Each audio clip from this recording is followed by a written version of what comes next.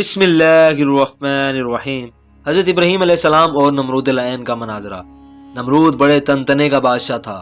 سب سے پہلے اسی نے اپنے سر پر تاج شاہی رکھا اور خدائی کا دعویٰ کیا۔ یہ ولد زنا اور حرامی تھا۔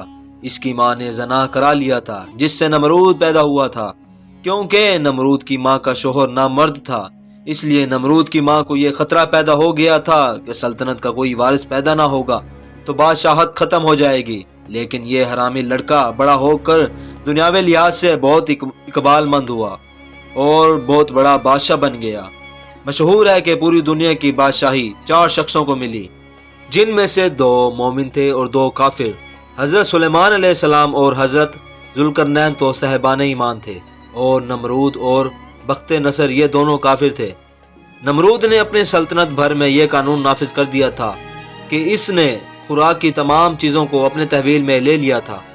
یہ صرف انہی لوگوں کو خوراک کا سامان دیا کرتا تھا جو لوگ اس کی خدائی کو تسلیم کرتے تھے۔ چنانچہ ایک مرتبہ حضرت ابراہیم علیہ السلام اس کی دربار میں غلہ لینے کے لیے تشریف لے گئے تو اس خبیث نے کہا، پہلے تم مجھ کو اپنا خدا تسلیم کرو، جبھی میں تم کو غلہ دوں گا۔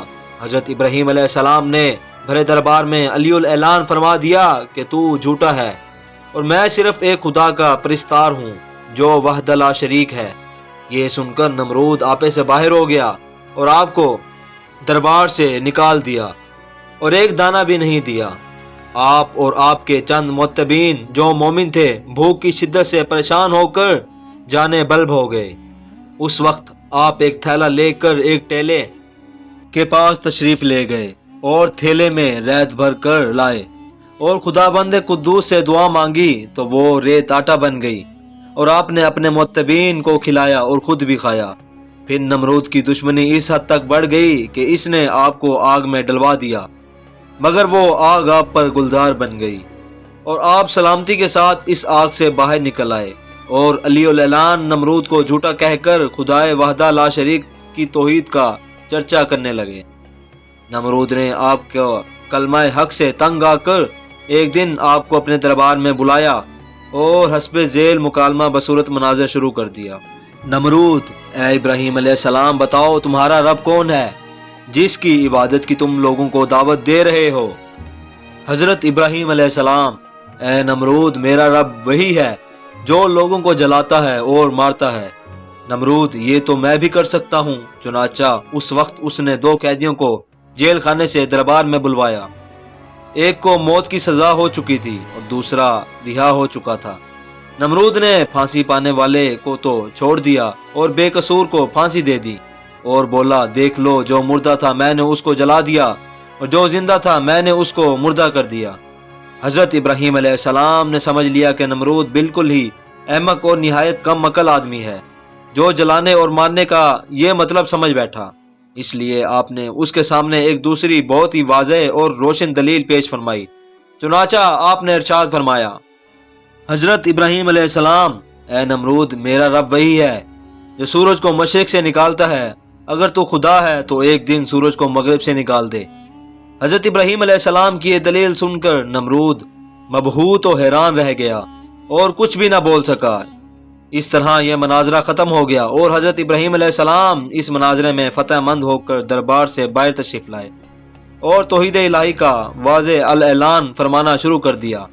قرآن مجید نے اس مناظرے کی رویدادان لفظوں میں بیان فرمائی۔ عربی ترجمہ، اے محبوب، کیا آپ نے نہ دیکھا اس شخص کو جس نے ابراہیم علیہ السلام سے ان کے رب کے بارے میں اس گھمنڈ پر جھگڑا کیا کہ اللہ نے اس کو بادشاہی دی، جبکہ ابراہیم علیہ السلام نے کہا، میرا رب وہی ہے جو جلاتا اور مارتا ہے۔ وہ بولا، میں جلاتا اور مارتا ہوں۔ ابراہیم علیہ السلام نے فرمایا، اللہ سورج کو مشرق سے لاتا ہے تو اس کو مغرب سے لے آؤ۔ تو ہوش اڑ گئے کافر کے اور اللہ ظالموں کو راہ نہیں دکھاتا۔ اللہ کی مدد بہرحال آتی ہے۔ اس واقعے سے چند اسباق کی روشنی ملتی ہے۔ حضرت ابراہیم علیہ السلام خداوند تعالیٰ کی توحید کے اعلان پر پہاڑ کی طرح قائم رہے، نہ نمرود کی بے شمار فوجوں سے خائف ہوئے، نہ اس کے ظلم و جبر سے مرعوب ہوئے، بلکہ جب اس ظالم نے آپ کو آگ کے شعلوں میں ڈلوا دیا اس وقت بھی آپ کو پائے عزم و استقلال میں بالے برابر لغزش نہیں ہوئی اور آپ برابر نعرہ توحید بلند کرتے رہے، پھر اس بے رحم نے آپ پر دانا پانی بند کر دیا۔ اس پر بھی آپ کے عزم و استقامت میں ذرا برابر فرق نہیں آیا۔ پھر اس نے آپ کو مناظرہ کا چیلنج دیا اور دربار شاہی میں طلب کیا تاکہ شاہی روب و داب دکھا کر حضرت ابراہیم علیہ السلام کو مرعوب کر دے، لیکن آپ نے بالکل بے خوف ہو کر مناظرہ کا چیلنج قبول فرما لیا اور دربار شاہی میں پہنچ کر ایسی مضبوط و مندان چکن دلیل پیش فرمائی کہ نمرود کے ہوش اڑ گئے۔ وہ ہکا بکا ہو کر لاجواب اور خاموش ہو گیا اور بھرے دربار میں اس کلمہ حق کی تجلی ہو گئی۔ عربی ترجمہ یعنی حق آ گیا اور باطل مٹ گیا، اور باطل مٹنے والا ہی تھا۔ بالآخر حضرت ابراہیم علیہ السلام کی صداقت و حقانیت کا پرچم سر بلند ہو گیا اور نمرود ایک مچھر جیسی حقیر مخلوق سے ہلاک کر دیا گیا۔ حضرت ابراہیم علیہ السلام کے اس اسوہ حسنہ سے علماء حق کو سبق لینا چاہیے کہ باطل پرستوں کے مقابلے میں ہر قسم کے خوف و ہراس اور تکلیف سے بے نیاز ہو کر آخری دم تک ڈٹے رہنا چاہیے، اور یہ ایمان و یقین رکھنا چاہیے کہ ضرور نصرت و خدابندی ہماری امداد و دستگیری فرمائے گی، اور بالآخر باطل پرستوں کے مقابلے میں ہم ہی فتح مند ہوں گے، اور باطل پرست یقیناً غائب و خاسر ہو کر ہلاک و برباد ہو جائیں گے۔ یہ ایمان و عقیدہ مضبوطی کے ساتھ رکھنا چاہیے کہ اللہ تعالی ہم حق پرستوں کو غیب سے روزی کا سامان دے گا، کیونکہ ظالم نمرود نے جب حضرت ابراہیم علیہ السلام کو غلہ دینا بند کر دیا اور ملک بھر میں ان کو کہیں سے ایک دانہ بھی نہیں ملا، تو اللہ تعالیٰ نے ریت اور مٹی کو ان کے لیے آٹا بنا دیا اور اسلام کے اس عقیدہ کی حقانیت کا سورج چمک اٹھا۔